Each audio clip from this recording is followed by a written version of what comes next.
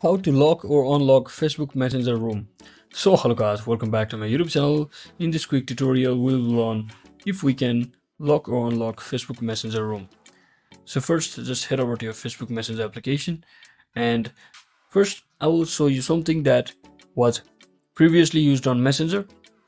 So we had such things called creating our room on Messenger. So you could basically click on that particular create a room button right on your profile and simply start creating a room with only your friends. So whenever you created your room, you can basically click on this edit permission button over here and just make sure to only invited friends was selected, so due to which your channel or room was locked from other people to join that.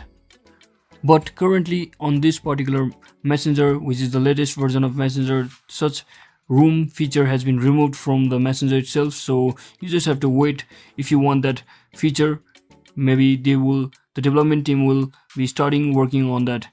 So you should just wait for that particular feature to come on future patiently. And that is it for today guys. I hope this video was helpful. If it was, don't forget to like and subscribe to the channel. See you on the next one.